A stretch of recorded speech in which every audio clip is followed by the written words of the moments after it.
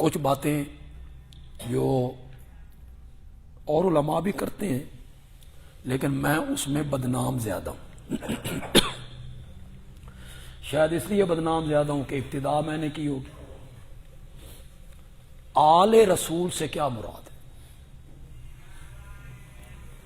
آل رسول کا اتنا محدود تصور کیوں کیا گیا؟ صرف 4 بندے، حضرت علی، حضرت فاطمہ، حضرت حسن، حضرت حسین۔ حضرت فاطمہ کی ایک بیٹی کا نام زینب نہیں، دوسری بیٹی کا نام ام کلثوم نہیں۔ ظالموں، ان کو تو شامل کرو، نہیں تو ہمیں بھی وجہ بتاؤ کہ وہ آل رسول کیوں نہیں؟ وہ تو حضرت فاطمہ کی بیٹی ہے۔ حضرت حسن کی اولاد آل رسول کیوں نہیں؟ حضرت حسین رضی اللہ تعالیٰ عنہ کی اولاد آل رسول ہے، کیوں؟ یہ آل رسول کا کیا تصور ہوا جی؟ اللہم صلی علی محمد وعلی آل محمد جو ہم نماز میں پڑھتے ہیں، یہ کیا ان 4 بندوں کے لیے دعا مانگ؟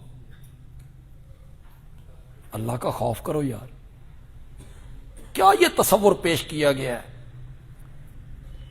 یہ جو کہا گیا وَإِذْ نَجَّيْنَاكُم مِّنْ آلِ فِرْعَوْنَ وَأَغْرَقْنَا آلَ فِرْعَوْنَ، فرعون کی تو اولاد بھی کونی تھی، اس کی تو بیٹیاں بھی کونی تھی، اس کے تو داماد بھی کوئی نہیں، اس کے تو نواسے بھی کوئی نہیں، تو یہ آل رسول کون ہے؟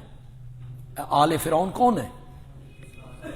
آل بمعنی متبع، اٹھائیے لغت کی کتابیں اٹھائیے، آل بمعنی متبع، پیروی کرنے والے، صدق کے دل سے کسی کے پیچھے چلنے والے،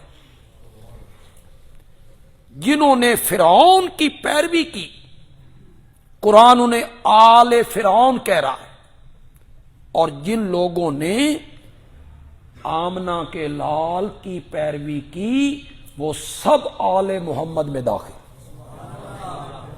یہ سب مومنوں کے لیے دعا ہوتی ہے۔ اسے محدود کیا گیا ایک سازش کے تحت کہ بتایا جائے یہ الگ شخصیات ہیں اور صحابہ الگ شخصیات۔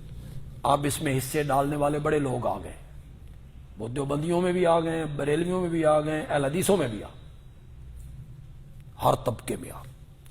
سائیوال میں مجھے اہل حدیث حضرات نے بلائے، میں گیا تو انہوں نے کہا جی حضرت سیدنا معاویہ رضی اللہ تعالیٰ عنہ کی عظمت بیان کر، ہم نے آپ کو اس لیے بلایا۔ میں نے کہا وجہ؟ اس نے کہا ہمارے سائیوال میں ایک نیا فتنہ کھڑا ہوا، حسینی اہل حدیث اور یزیدی اہل حدیث۔ کچھ اہل حدیث ہیں جو یزیدی ہیں اور کچھ اہل حدیث ہیں جو حسینی۔ اہل حدیثوں میں بھی دیوبندیوں میں بھی تحقیق کے نام پر شیعیت سے مرعوب، شیعیت سے مرعوب ہیں وہ لوگ۔ آل رسول کا تصور صرف 4 آدمیوں میں، تو ہمیں مطمئن کرو وَأَغْرَقْنَا آلَ فرعون، فرعون کی آل کو غرق کر دیا۔ مراد متبع ہے، اس کے پیروکار ہیں، اس کے پیچھے چلنے والے ہیں۔